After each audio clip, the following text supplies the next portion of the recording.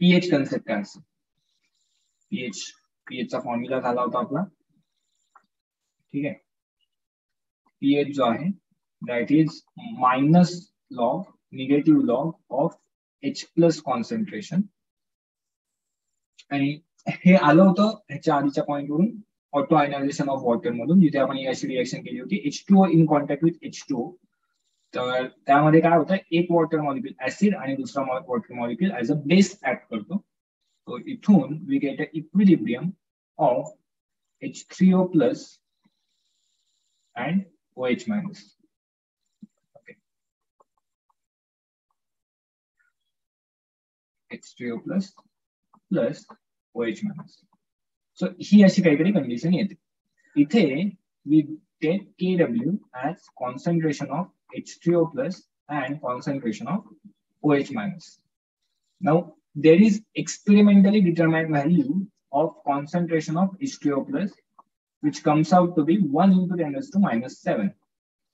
So since H3O plus 1 into 10 raised to minus 7 आहे, तर मग OH minus पण 1 into 10 raised to minus 7 बनतो. आणि मग तिथून आपल्याकडे Kw बनतो 10 raised to minus 14. आता हे जे इक्वेशन आहे, ह्या इक्वेशनचा समजा आपण निगेटिव्ह लॉग घेतला, तर negative log of Kw, that becomes negative log of H3O plus and minus negative log of OH minus. Now this negative log is generally termed as P or power. So इथे बनतं Pkw equal to Ph plus POH. इथे जे H3O plus आहे, H3O plus, that concentration of H3O plus is equal to concentration of H plus. हे considered आहे because H plus जो आहे ना, ह्या स्टेबल नाही. सिन्स हा स्टेबल नाहीये, तर त्याचं म्हणजे जो काही जेवढा काही H प्लस बनणार आहे तो सगळा H2O बरोबर कंबाईन होणार आहे. ओके. आणि ह्या इक्वेशन नुसार आपल्याकडे फॉर वॉटर पीएच जो आहे, for water pH comes out to be minus log of H plus, which is 10 raised to minus 7.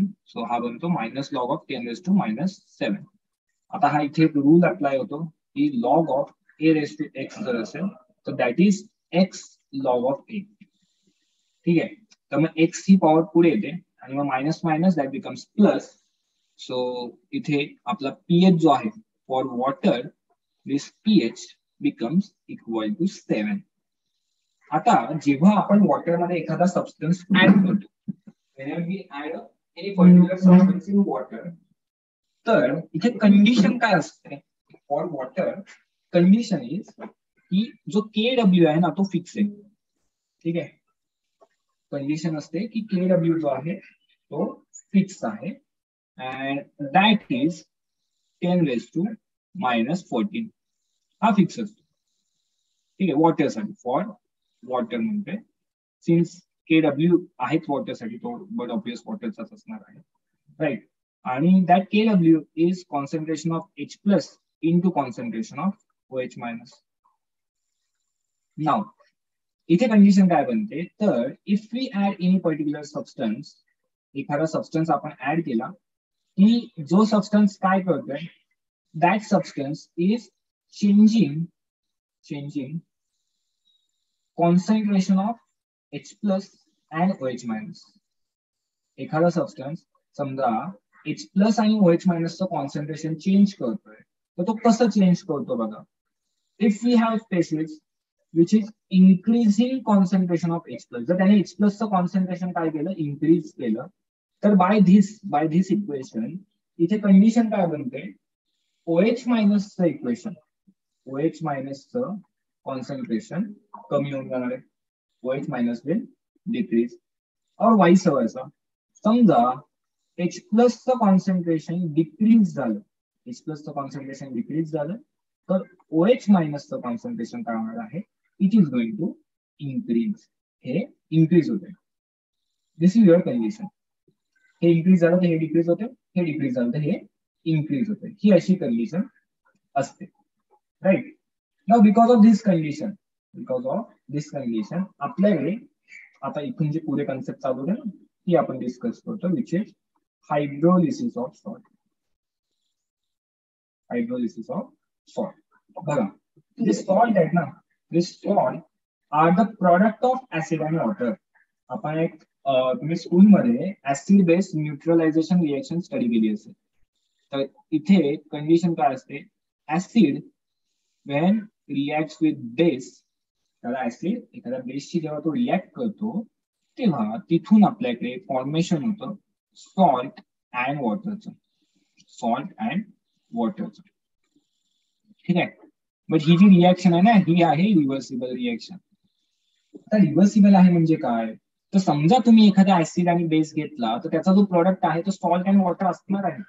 But simultaneously समजा मी घेतला एखादा सॉल्ट आणि त्याच्यामध्ये मी समजा ऍड केलं वॉटर, तर तिथून आपले जे प्रॉडक्ट बनणार आहे that product will be acid and base. म्हणजे इथे बेसिकली आहे ना इक्विलिब्रियम बनतं. इक्विलिब्रियम कशाचं बनतं, इक्विलिब्रियम बनतं चाळीचं. Acid base salt and water ह्या चाळीचं इक्विलिब्रियम असतं. एखाद्या सॉल्युशन मध्ये नुसतं ऍसिड आणि बेस किंवा नुसतं सॉल्ट आणि वॉटर नसणार आहे. तर तिथे समजा इनिशियली ऍसिड बेस घेतलाय तर विथ ऍसिड बेस आपल्याकडे सॉल्ट आणि वॉटर पण बनेल. ठीक आहे, मी रिपीट करतो स्टेटमेंट. समजा मी फक्त ऍसिड आणि बेस घेतलेला आहे, if I have taken only acid and base, तर विथ टाइम रिएक्शन होऊन आपल्याला विथ ऍसिड बेस, ऍसिड आणि बेस बरोबर आपल्याला काय मिळणार आहे, तर सॉल्ट आणि वॉटर मिळणार आहे. ठीक आहे.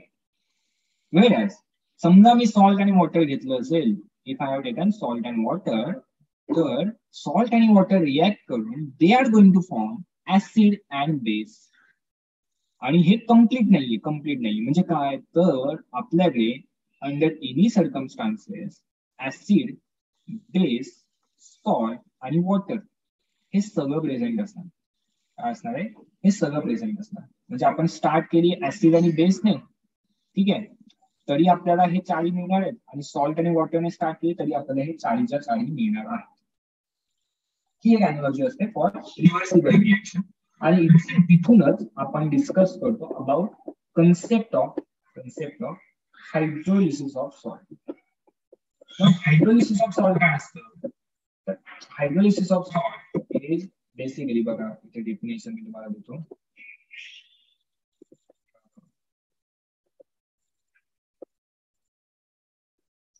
Hydrolysis of salt काय आहे, तर hydrolysis of salt is defined as a reaction in which our cations and anions or both ions, इथे समजून घ्या की cations, anions or both ions, म्हणजे असं होऊ शकतं की फक्त कॅटॅन रिएक्ट होत आहेत, असं पॉसिबल आहे की फक्त anions रिएक्ट होत आहेत, और असंही होऊ शकतं की both cations as well as anions of salt react with ions of water to produce acidity, alkalinity or sometimes neutrality. म्हणजे जे सॉल्युशन आहे आपल्याकडे, समजा मी एक सॉल्ट घेतलाय, वॉटर मध्ये ऍड केला, तर जे सॉल्टचे कॅटायन्स आणि अनायन्स आहेत ते वॉटर बरोबर रिॲक्ट करून सॉल्युशनला ऍसिडिटी, बेसिसिटी और न्यूट्रॅलिटी देतात. This is term as your hydrolysis of salt. Hydrolysis of salt. ठीक आहे, होपफुली तुम्हाला हायड्रोलिसिसची डेफिनेशन क्लिअर आहे. Now if you are clear with this definition, आपण प्रोसीड करू with concept of acid and base further. तर acid आणि base quickly revise करायचे म्हटले तर एक सिंपल डेफिनेशन अरेनियस वाली. ऍसिड काय असतं, स्पेसिस विच गिव्स H+.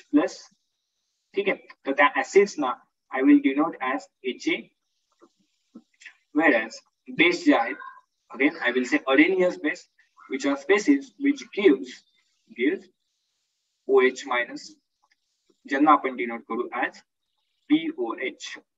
ठीक आहे, ऍसिड आर HA आणि बेस आर BOH. ओके, आता हे ऍसिड आणि बेस जे आहेत ना, हे दोन टाईपचे असतात. कोणते दोन टाईप, तर acid can be either strong acid और weak acid. Yeah. Strong acid ला मी here onwards म्हणेन SA, weak acid will be WA. आणि बेस पण सेम वे असू शकतात, strong base or else weak base. बघा स्ट्रॉंग आणि वीक ही कन्सेप्ट आपल्याला ऑलरेडी आलेली आहे. स्ट्रॉंग बेसला मी म्हणतो एसबी, वीक बेसला डब्ल्यूबी. स्ट्रॉंग आणि वीक ऑलरेडी कन्सेप्ट आली. स्ट्रॉंग काय असतात? स्ट्रॉंग त्या अशा स्पेसिस असतात ज्यांचं डिसोसिएशन आहे ना ऑलमोस्ट कम्प्लीट होतं. ते अंडरगो कम्प्लीट डिसोसिएशन. ठीक आहे, अशांची टेंडन्सी कम्प्लीट डिसोसिएशनची असते. अल्फा जो आहे तो ऑलमोस्ट इक्वल टू 1 असतो. वेळेस वीक जे असतात, weak they have tendency to undergo partial dissociation. They have tendency to undergo partial dissociation. ज्यांचा अल्फा जो आहे ना that is very very less than 1. या अशा दोन कंडिशन असतात, स्ट्रॉंग अँड वीक. तर सेम वे स्ट्रॉंग ऍसिड काय असतील तर असे ऍसिड ज्यांचं डिसोसिएशन खूप जास्त होत आहे. म्हणजे हे असं एच जो आहे ना तो almost completely H plus and A minus बनवतोय. व्हेरॅज आणि हे जे H plus A minus A चे बनवणार हे खूप कमी आहे. वीक ऍसिड मध्ये हे उलट असणार. वीक ऍसिड मध्ये हे आपल्याला एक्झॅक्टली उलट दिसणार. फॉरवर्ड रिएक्शन छोटी आहे, बॅकवर्ड रिएक्शन खूप मोठी असते. ठीक आहे, ही अशी कंडिशन असते for weak acid. H plus plus A minus. Same way strong बेसला आपण कंडिशन देऊ शकतो दॅट BOH gives, बघा ही वरचा ऍडो मी मोठा काढतोय, B plus and OH minus. हे जास्त होणार आहे. Whereas weak बेसला we can give condition as forward reaction खूप कमी आहे, बॅकवर्ड रिएक्शन खूप जास्त आहे. ठीक आहे, बघा होपफुली तुम्हाला हा पॉइंट क्लिअर आहे. 4 गोष्टी, strong acid, weak acid, strong base and weak base. ठीक आहे, 4 गोष्टी तुम्हाला क्लिअर असल्या पाहिजेत. Strong acid, strong base, weak acid and weak base. आणि त्यांची टेंडन्सी काय आहे, त्यांची टेंडन्सी काय. इथे मी असं म्हणू शकतो strong acid have high value. इथे बघा, इथे मी दुसऱ्या मार्क कलरने लिहून ठेवतो लक्षात ठेवण्यासाठी. इथे we have high value of K, here we have low value of K. K काय होता, K is your acid dissociation constant. K acid dissociation constant. Same way strong base साठी we can have high value of Kb आणि weak साठी we have low value of Kb. Kb is your base dissociation constant. Base dissociation constant. Okay, आता इथून बघा proceed कसं करतोय आपण. थोडासा नीट फोकस करा. 4 पॉइंट आहेत पण 4 पॉइंट मी तुम्हाला एकाच ह्याच्यात एकदम एक्सप्लेन करतो, तुम्हाला समजून होपफुली जातील का तुम्ही 100% फोकस केला तर. ठीक आहे, तो काय जे काही गरज असेल सगळं बाजूला ठेवा, लिहायची पण गरज नाही. You don't have to write anything, just focus right ना what I am saying. Words वर फोकस करा, अंडरस्टँड करा. पीडीएफ मी देतोच आहे तुम्हाला, पण नंतर तुम्ही नोट डाऊन करून घ्या. ओके, बघा आता मी तुम्हाला सांगतो there are 4 types of salt. There are 4 types of salt.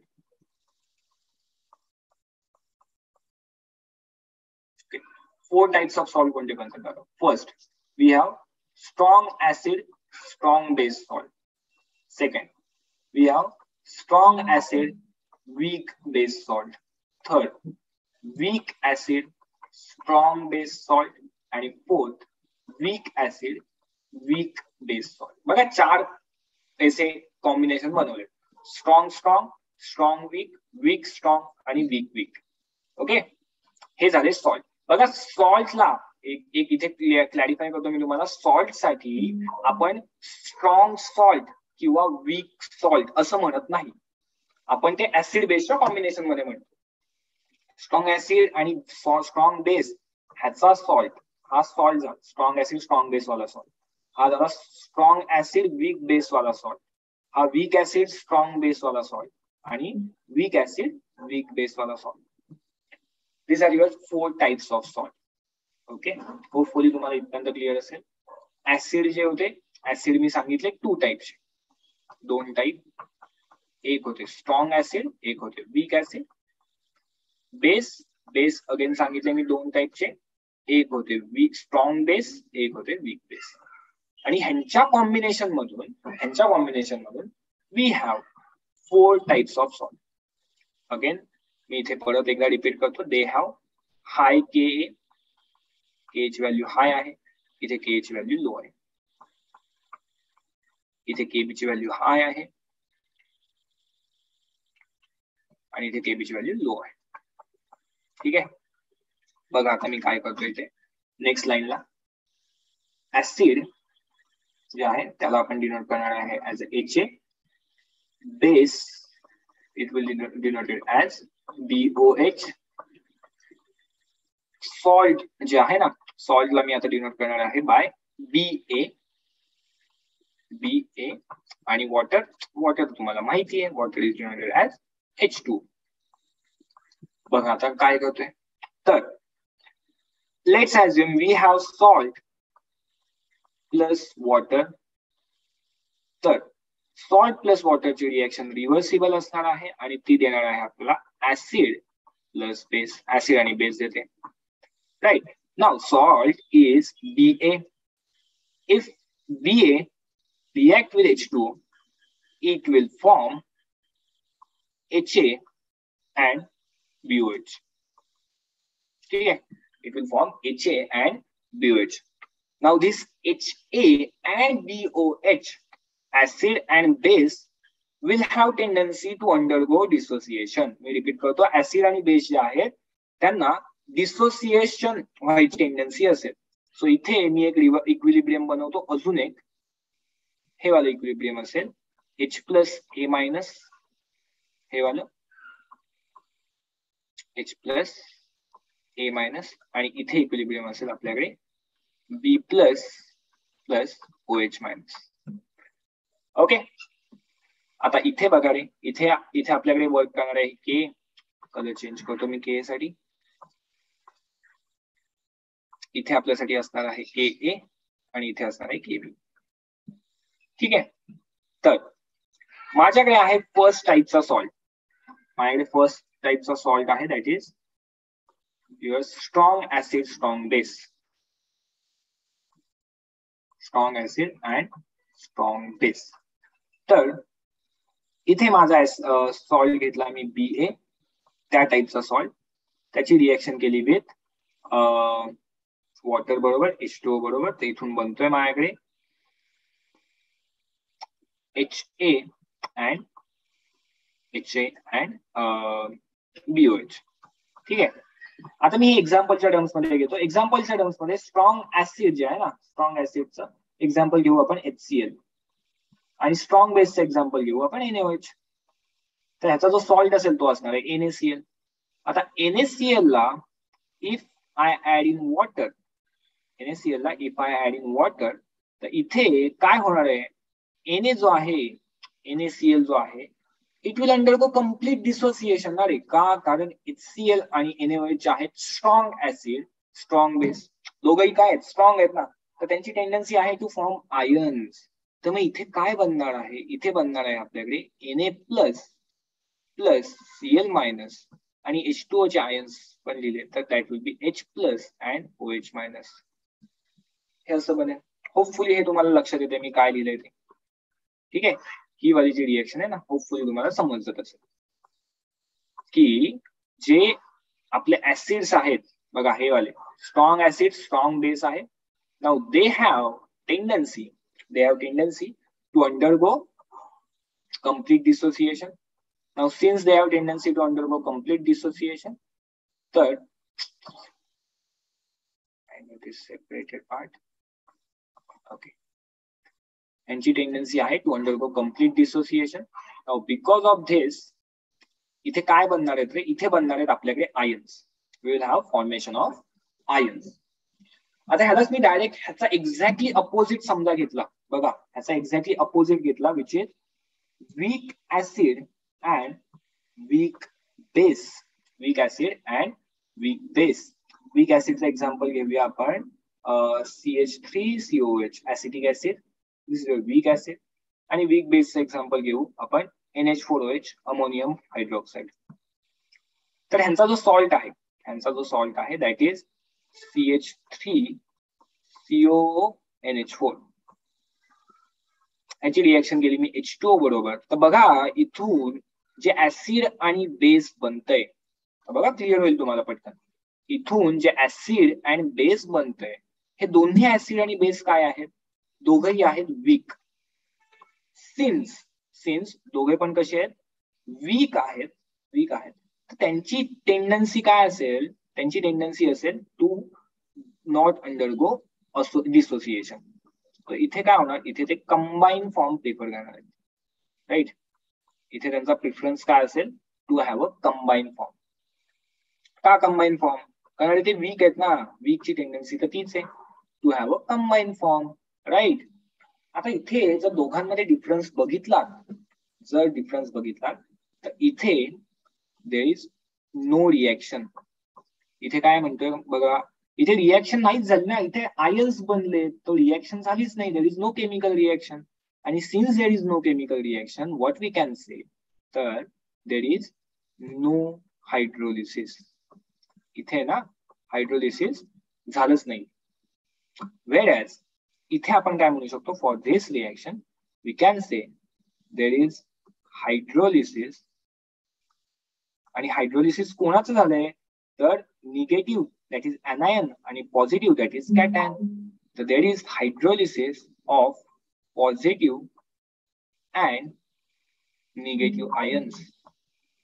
काय झालं, हायड्रोलिसिस झालंय positive as well as negative ions. Positive negative दोघांचंही झाले, ठीक आहे. होपफुली तुम्हाला हे समजते की इथे हायड्रोलिसिस झालंच नाही. फर्स्ट केसला there was no hydrolysis, whereas इथे हायड्रोलिसिस दोघांचंही झालंय, पॉझिटिव्ह निगेटिव्ह दोघांचंही झालंय. आता नेक्स्ट ह्याच्यामध्ये तर अजून इंटरेस्टिंग पार्ट बनतो, जेव्हा आपल्याकडे आहे strong acid and weak base का सॉल्ट. स्ट्रॉंग ऍसिडचं एक्झाम्पल जर घेतलं, again we will take HCl. Weak बेसचं एक्झाम्पल घेतलं तर वी विल टेक NH4OH. तर ह्यांचा जो सॉल्ट असणार आहे तो असेल NH4Cl. Now if I take NH4Cl, त्याला कंबाईन केलं विथ H2O, तर इथे काय होतंय, H2O पैकी काय होणार बघा, इथे जे सॉल्ट बनणार आहे त्यातलं HCl जे आहे ना, ते HCl ची टेंडन्सी असेल टू अंडरगो डिसोसिएशन.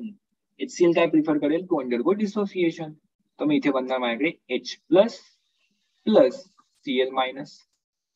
Whereas हा जो NH4OH आहे त्याची टेंडन्सी असणार आहे टू अंडरगो असोसिएशन, तो बनवेल NH4OH. इथे काय बनेल, विल हॅव NH4OH का फॉर्मेशन. होपफुली तुम्हाला हे झेपतंय की हे असं का होतंय. ह्याचं मी रिझन परत रिपीट करतो की स्ट्रॉंग जे असतात ना, स्ट्रॉंग त्यांची टेंडन्सी असते to undergo dissociation, whereas weak ची टेंडन्सी असते to undergo association. Weak will have tendency to undergo association. Okay. Now if you observe here, तर इथे रिएक्शन झालीये पण ती सगळ्याची नाही झालीये. रिएक्शन कोणाची झाली रे, रिएक्शन फक्त ह्याची झाली, या NH4 प्लस ची झाली. तर इथे जे हायड्रोलिसिस झालं ना, इथलं जे हायड्रोलिसिस झालं ते हायड्रोलिसिस कोणाचं झालं, देर is hydrolysis of positive ions. Hydrolysis झालंय पॉझिटिव्ह आयन्स. ओके, होपफुली तुम्हाला हे लक्षात आलं असेल. सेम वे आता एक लास्ट वन आहे, तर मी ते पण सांगतो पटकन. लास्ट वन काय असेल, weak acid and strong base. Weak ऍसिडचं एक्झाम्पल CH3COH. स्ट्रॉंग बेसचं एक्झाम्पल NaOH. मग ह्याचा जो सॉल्ट आहे दॅट विल बी CH3COONA. ह्याची रिएक्शन केली अगेन मी H2O बरोबर. तर बघा आता इथे रिव्हर्सिबल रिएक्शन आहे. टेंडन्सी वाईज CH3COH ची टेंडन्सी असणार आहे टू हॅव असोसिएटेड फ्रॉम. तो काय प्रिफर करणार आहे, असोसिएशन. का, कारण तो वीक आहे. तर मग ह्याची टेंडन्सी झाली असोसिएशन. वेअरएज NaOH तो तर स्ट्रॉंग आहे ना, तो काय करेल, it will form Na plus and OH minus, Na plus and OH minus. ही झाली आपली रिएक्शन. ठीक आहे. तो अगेन हायड्रोलिसिस झालंय, बट हायड्रोलिसिस कोणाचं झालंय आता, इथे there is hydrolysis of negative ions. ठीक आहे, हायड्रोलिसिस ऑफ निगेटिव्ह आयन्स. आता बघा, आता ह्याचा नेक्स्ट पार्ट. होपफुली रिएक्शन चारीच्या चारी रिएक्शन क्लिअर असतील. बघा मी तुम्हाला सांगतोय एकदा क्विकली. जर क्वेश्चन काय असणार आहे, explain hydrolysis of dash dash salt for maybe 2 or 3 marks. You have to prepare this point for 3 marks cause असा वास्ट पॉइंट आहे. बघा स्टार्ट कसं करायचं, स्टार्ट डेफिनेशन. ठीक आहे, स्टार्ट करायचं आपल्याला डेफिनेशन की हायड्रोलिसिस करायचं. Define hydrolysis. This will be your first point. Second point काय असेल, once you explain hydrolysis, second point काय असेल, third you have to explain this acid base neutralisation reaction. की काय, सॉल्ट आहे, सॉल्टला जर मी वॉटर मध्ये ऍड केला तर तिथून काय बनणार आहे, ऍसिड अँड बेस बनणार आहे. हे एक्सप्लेन करायचं. Third you have to explain strong and weak का टेंडन्सी, स्ट्रॉंग ऍसिड आणि वीक ऍसिड का टेंडन्सी, और स्ट्रॉंग बेस आणि वीक बेस का tendency based on your question. जो काही क्वेश्चन असेल त्यावर एक्सप्लेन करणार ना. समजा तुम्हाला विचारलंय की explain hydrolysis of weak acid आणि वीक बेस. ठीक आहे, तर मग तुम्ही काय एक्सप्लेन करणार, वीक ऍसिड काय असेल, वीक बेस काय असेल, एक्सप्लेन केलं. फोर्थ स्टेप मध्ये you have to take the example. जसं आपण इथे घेतलं एक्झाम्पल, तसं एक्झाम्पल घ्यायचंय. देन ह्या फोर्थ स्टेप आतापर्यंत ज्या मी एक्सप्लेन केल्या ना तिथपर्यंत क्लिअर झाल्या. आता फिफ्थ स्टेप पासून एक इम्पॉर्टंट पॉइंट बनतो आणि तो जो काही पॉइंट आहे ना तो असतो in terms of concentration of H+ and OH-. तुम्हाला हे एक्सप्लेन करायचं असेल. आणि lastly you have to explain about acidity or in short the pH of solution.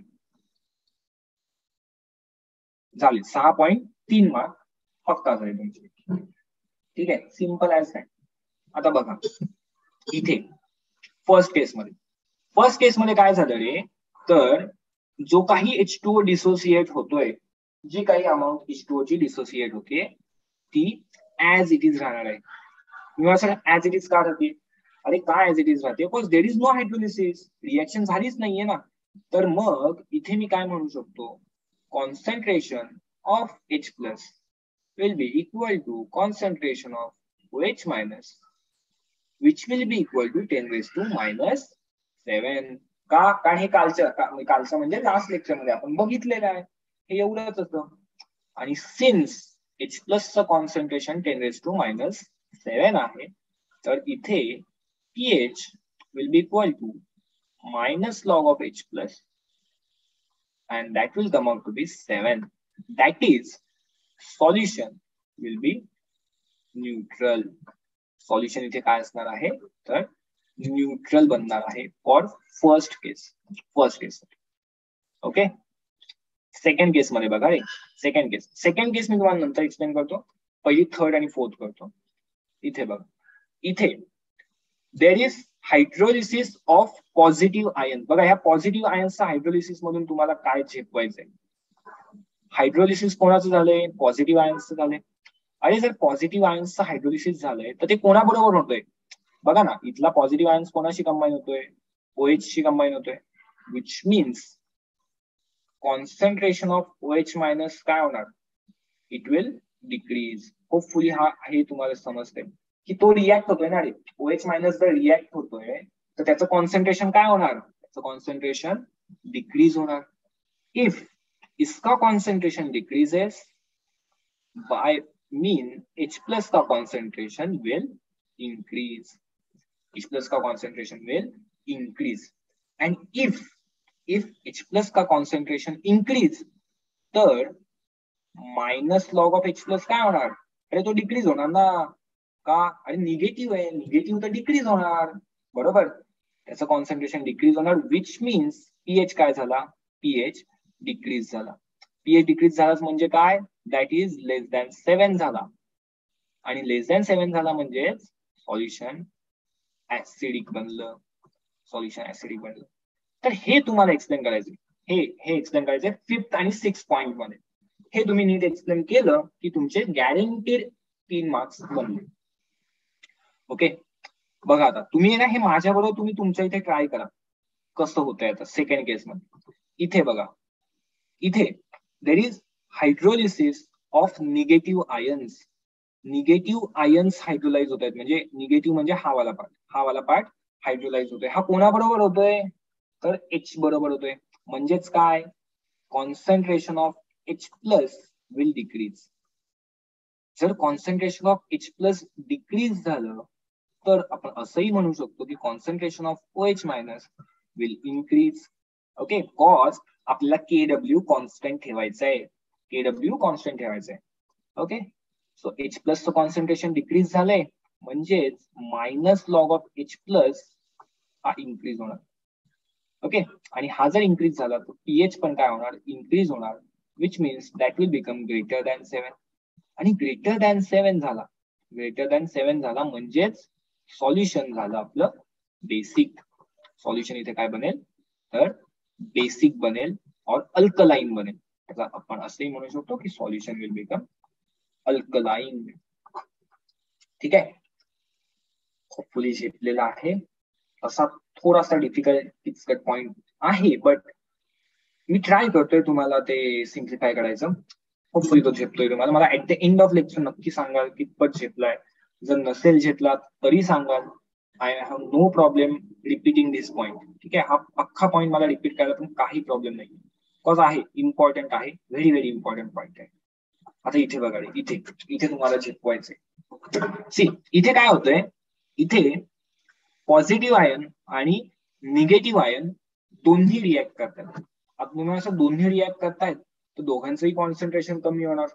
तर असं नाही होतंय बघा, दोघांचंही कॉन्सन्ट्रेशन कमी नाही होणार आहे. तुम्ही असं असं कसं काय म्हणू शकता तुम्ही कमी नाही होणार आहे? का नाही होणार आहे तर त्याचं रिझन इथे.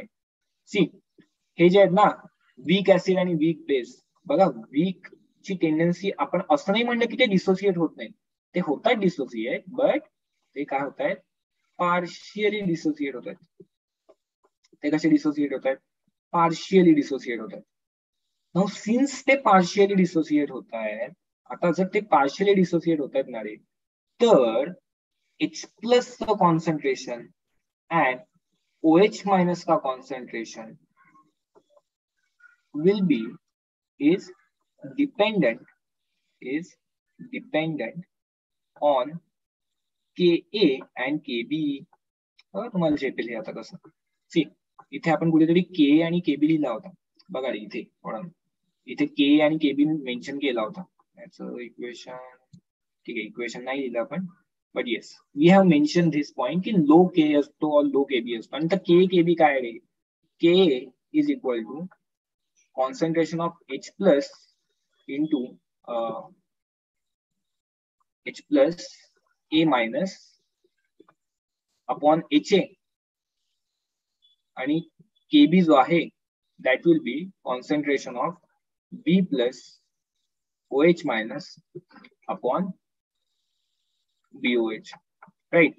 नाउ इथून मी असं म्हणू शकतो बघा, इथून असं काय म्हणू शकतो की K जेवढा जास्त तेवढाच H प्लस पण जास्त असणार, तेवढं जास्त डिसोसिएशन आहे. आणि Kb जेवढा जास्त तेवढाच OH मायनस पण जास्त असणार. राईट. और वाइस वर्सा असंही म्हणू शकतो K is proportional to H plus, और उलट H प्लस is proportional to K and Kb is proportional to OH minus. ठीक आहे, ह्या इक्वेशन वरून तुम्हाला झेपेल त्या दोन्ही इक्वेशन मधून. आता जर ही कंडिशन आहे आपल्याला, ही कंडिशन आहे तर बघा K आणि Kb साठी I can give 3 values, 3 condition. First की K आणि Kb काय आहेत, इक्वल आहेत. सेकंड कंडिशन, K जो आहे तो जास्त आहे, Kb कमी आहे. आणि थर्ड, K छोटा आहे, Kb जास्त आहे, Kb मोठा आहे. राईट.